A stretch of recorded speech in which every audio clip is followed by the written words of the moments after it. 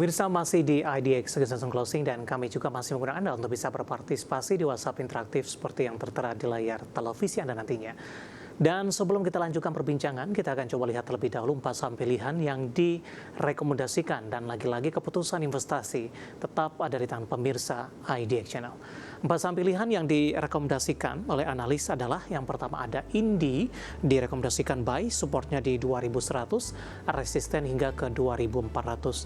CDIA direkomendasikan buy 1600 hingga ke 2000, TINS juga direkomendasikan buy 3100 hingga 3800. Sementara WiFi dari teknologi buy supportnya di 3100 dan resisten hingga ke 4000. Indi, CDA, TINS, dan WiFi dan lagi-lagi keputusan investasi tetap ada di tangan pemirsa IDX Channel. Pak Hendy, kita lanjutkan kembali Pak. Langsung saja kita ke Indi. Anda rekomendasikan buy. Pertimbangan untuk buy di Indi Pak secara teknikal? Kalau saya melihat Indi ini cukup menarik secara teknikal dan dia tidak bikin new low. Ya, saat ini dia masih dalam proses pembuatan higher low baru yang kita lihat memang cukup challenging ya, dengan support di 2100 yaitu di dasar channel uptrendnya yang berpotensi untuk di retest kembali. Itu sangat-sangat menarik untuk kita pantau seperti itu Pak Dev. Apalagi ketika kenaikan di hari Senin 15 Desember kemarin itu dengan volume yang lumayan cukup oke, dan koreksinya juga tidak ada volume, which means ini sebenarnya hanya fase konsolidasi di mana ini fase wait and see. Ya, kalau dia berhasil breakout dari level 2350, nah berarti berpotensi dia untuk ke 2400 and then bisa ke 2600. Lebih ke arah buy on support atau buy on breakout Pak di 2350? Kalau saya mending buy on support di 2100. Oke, baik. Penutupan hari ini ada di 2240, menguat di 0,45%. Intraday tadi sempat ke 2200, intraday tertinggi di 2320. Lagi-lagi keputusan investasi tetap ada di tangan pemirsa IDX Channel. Dari Indi kita beralih ke CDIA Pak. Anda juga rekomendasikan buy untuk saham-saham grup Prayogo Pangestu? Ya, kalau saya melihat CDIA memang terparkir di support ya, dan koreksinya juga volumenya sangat kecil ya. Tapi untuk di sini, fase yang di sini itu adalah fase kita spekulasi, di mana 1650 sampai 1600 itu merupakan fase support yang cukup kuat, di mana di 27 Oktober kemarin itu sempat reject di area sana, kemudian naik sampai ke 2130, kemudian koreksi. Nah, selama dia tidak bikin new low dan dia bisa nanti dia sideways kemudian berpotensi naik lagi bikin new high, nah menurut saya ada potensi double bottom yang bisa terjadi, potensi pola double bottom dengan neckline di 2100 seperti itu Pak Dev. Baik, sekali lagi buy di level berapa Pak untuk CDIA? Buy di level 1650 sampai 1600, cut loss kalau dia close di bawah 1595. Baik, penutupan hari ini di 1675 menguat di 1,52%. Bagaimana Anda melihat dari sisi performa Pak pasca tercatat di Bursa Efek Indonesia untuk CDIA sampai sejauh ini, terutama dari posisi teknikal? Kalau saya melihat ini kan sebenarnya naiknya udah ratusan persen, udah beggar ya. Nah, kalau saya melihat dari sisi long term pun, dari September 2025 kemarin itu sempat terkoreksi lowest, sampai sekarang itu juga tidak bikin new low Pak Dev. Nah, kemudian kemarin sempat the highest di 2450, yang menurut saya juga this is good ya. Menurut saya this is good karena dia koreksi ya, volumenya juga ya hanya karena orang taking profit ya, orang yang sudah ikut IPO dan taking profit ya, itu hal yang sangat wajar kalau menurut saya ya. Sehingga di fase-fase sekarang ketika dia secara teknikal sudah sedang di RSI-nya juga sudah jenuh jual, stokastiknya juga jenuh jual ya, I believe ini secara short term ini bisa menarik. Baik, kita beralih ke sampel yang ketiga. Pak Hendy, ada TINS, Anda juga rekomendasikan buy. Update di penutupan sesi kedua hari ini berbalik melemah ke 3230 Pak. dan merupakan intraday terendah hari ini setelah melonjak ke 3350. Ya, kalau saya melihat TINS ini resisten memang di level 3350 sampai 3400 ya. Kalau dia bisa break 3400 baru dia bisa membuka potensi peluang ke 3600. Hanya saja level support yang perlu kita jaga itu di 3100 Pak Dev. 3100 itu wajib dijaga karena itu di candle breakout dia di hari Jumat 12 Desember. Sehingga kalau saya melihat candle ini perlu dijaga. Kenapa? Karena I think the big money is here. Ya, jadi kalau saya melihat 3100 ini wajib dijaga. Kalau ternyata tidak dijaga, maka bisa jadi pun ini adalah potensi untuk distribusi, bukan big playernya lagi. Seperti itu. Baik, secara 6 bulan dan year to date, kenaikannya sudah sangat signifikan, Pak, di atas 200%. Yes. Apakah memang Anda melihat dari sisi harga komoditas ikut membayangi, kemudian juga penertiban tambang ilegal, dan prospeknya di 2026 seperti apa? Kalau saya melihat ini lebih ke penertiban tambang ilegalnya itu, Pak. Karena kemarin TINS itu kan dapat limpahan kalau nggak salah berapa tambang ya? 7, 12 sekitaran segitu, dan dia itu berpotensi juga di salah satu tambangnya itu ada rare earth, Pak. Jadi saya melihat potensi untuk kedepannya rare earth ini menjadi menjadi satu komoditi yang kita tidak bisa sepelekan, karena rare earth ini termasuklah komoditi yang tidak bisa diproduksi kembali dan jumlahnya terbatas di muka bumi ini. Dan saya melihat TINS ini masih ada potensi secara tambangnya tersebut itu bisa mencetakkan laba lebih besar. Baik. Dari TINS kita beralih ke sampel yang terakhir, Pak, dari teknologi ada Wi-Fi. Anda juga rekomendasikan buy, Pak, 3100 hingga resisten ke 4000. Range-nya cukup lebar. Ya.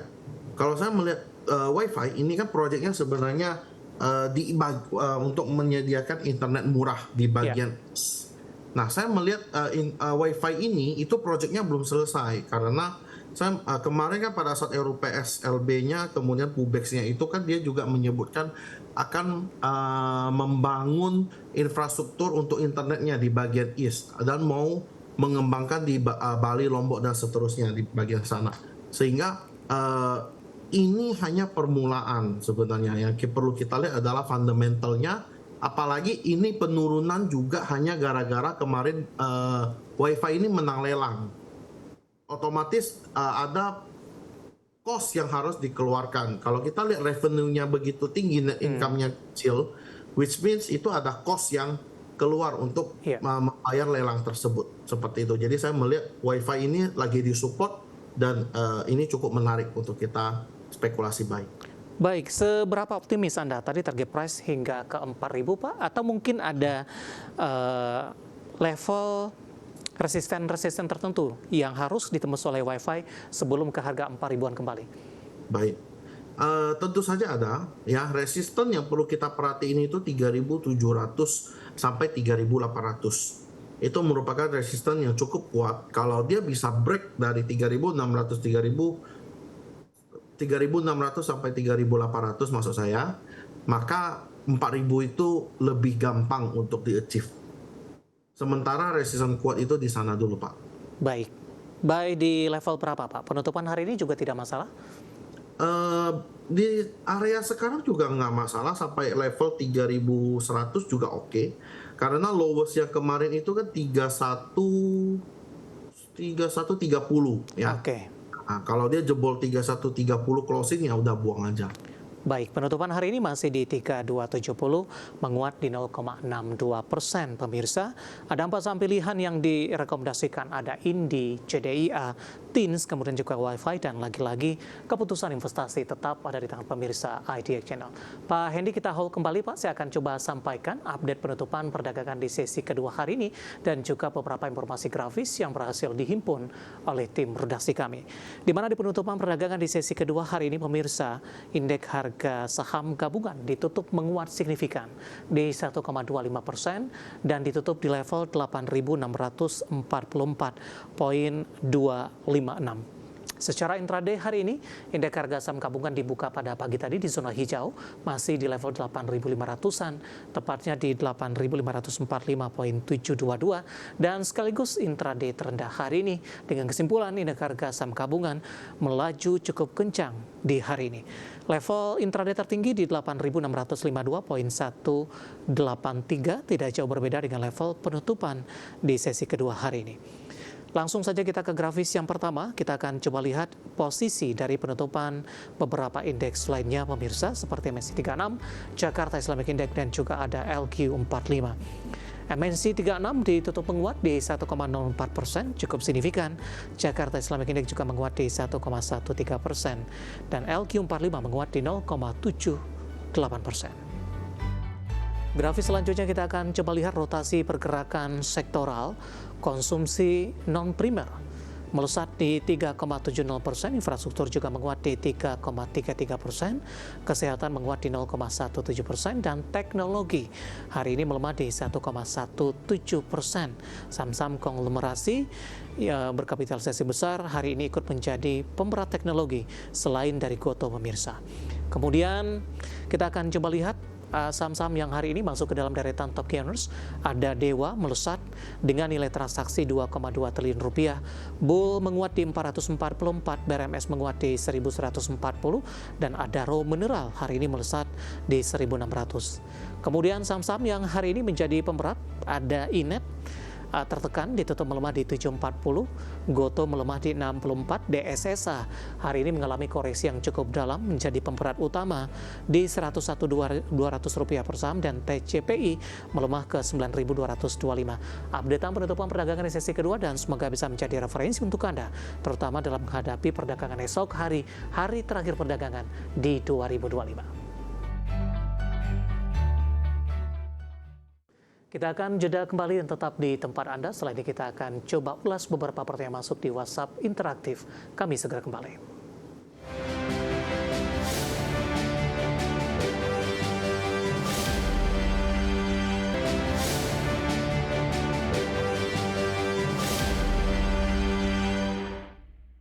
Kita sudah sampai di segmen terakhir, pemirsa. Terima kasih untuk Anda yang masih bergabung bersama dengan kami. Pak Hendy, kita lanjutkan kembali. Waktu kita cukup terbatas. Langsung saja kita bacakan pertanyaan pertama dari Bapak Jason Yohan dari Jakarta. Menanyakan emiten emas, Pak, harga average-nya di 2.300, kebetulan pas di posisi penutupan perdagangan sesi kedua hari ini. Baik, untuk harta ya memang dia masih uptrend banget ya.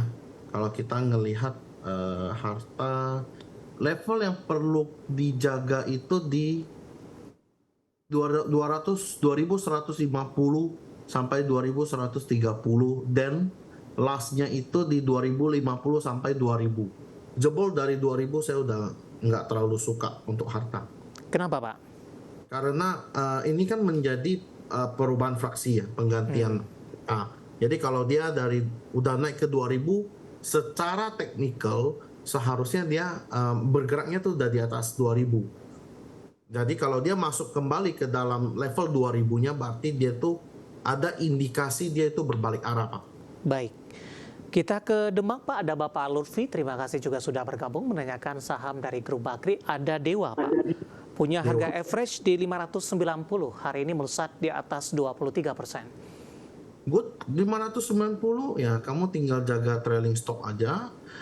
Untuk level sekarang itu kamu jaga trailing stop di 645 sampai 630. Ya, kalau dia jebol dari 630 645 ya udah buang aja dulu.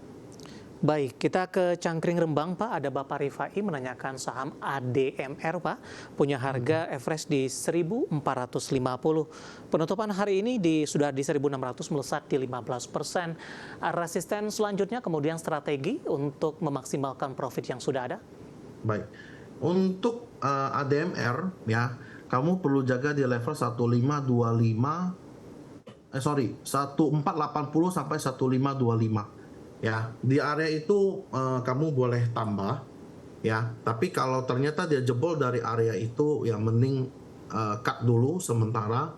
Dan untuk memaksimalkan profit ya, kalau saya melihat sih di 1525 harusnya sih kuat ya. Iya. Jadi di sana kamu bisa average up. Kalau misalnya ternyata dia jebol dari 1480 ya baru kamu cut. So far sih harusnya low risk. Tadi kan di 1490 kan. Iya. Nah, jadi untuk memaksimalkannya itu masih bisa naik dengan potensi dia bisa ke 1715 dan Oke. and handle-nya itu target ke 1800. Baik, dari Padang ada Bapak Dedi menanyakan CDIA. Kita lanjutkan ke pertanyaan selanjutnya. Tadi juga sudah masuk ke dalam saham pilihan. Pertanyaan selanjutnya ada Bapak Andra dari Kerinci, Provinsi Jambi, Pak, menanyakan saham energi. Average up-nya di 1435, Pak. Oh, udah average up. Good. Ini udah bikin new high. Level yang perlu kamu jaga itu di level 1475 sampai 1445. Ya, selama dia di atas itu aman. Resistannya di 1620 ya, merupakan last high kemarin dan menurut saya ini juga masih oke lah untuk kamu hold. Baik, kita ke Medan kali ini. Ada Bapak Bismart P. Hotang, Pak, menanyakan saham CSIS. Menyangkut Pak di 450 di cut loss atau hold ada potensi ke 700 tidak? Potensi ke 700 ini sudah tidak ada dan secara teknikal dia juga ada bearish divergence dengan targetnya itu di 356 dan sekarang itu malah jebol dari supportnya yang harusnya targetnya itu 356 yang sekarang menjadi resisten.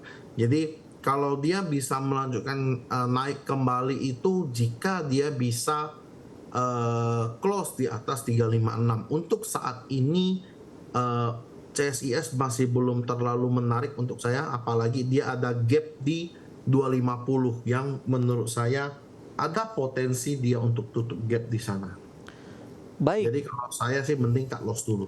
Oke, kita ke Bandung, Jawa Barat kali ini, Pak Hendy. Ada Ibu Syifa menanyakan saham BIF, Pak, BEFF 615. Hari ini juga melakukan lompatan penguatan signifikan ke 490. Baik, untuk BEF ini lagi di resistant trendline sehingga kamu perlu wait and see dulu, apalagi ini di resistant trendline dan resistant klasik di dekat level 490 sampai level 505. Jadi kalau dia bisa break lari 505, close di atas 505 itu menurut saya baru menarik ya untuk BEF. Sehingga untuk saat ini saya masih wait and see, Ya. belum kalau untuk entry. Baik, kita ke Malang, ada Bapak Victor. Terima kasih juga sudah berpartisipasi menanyakan saham-saham perbankan big cap, Pak. Hari ini kompak hijau, kecuali untuk BBCA. Kalau ingin masuk ke dalam saham perbankan big cap, mana yang lebih direkomendasikan? Kalau saya dari kemarin sih saya udah sebut BMRI dengan BBNI itu yang paling menarik kalau bagi saya ya. Karena Mandiri itu dari pertengahan Oktober sampai hari ini itu pun harusnya kalau dari lowest itu sudah jalan 27% untuk Mandiri. Karena kalau saya melihat secara kinerja keuangan, kinerja dari perbankan Mandiri ini adalah korporasi, sehingga untuk masa-masa seperti ini harusnya tidak terlalu berdampak. Yang berdampak malah lebih ke UMKM, sehingga untuk perbankan yang berhubungan dengan UMKM saya condong untuk menghindari dulu. Saya lebih memilih yang untuk BUMN yang bergerak di corporate. Baik. Selanjutnya ada Bapak Robertus, Pak, menanyakan saham BTPS, tidak menyebutkan ambil posisi di level berapa.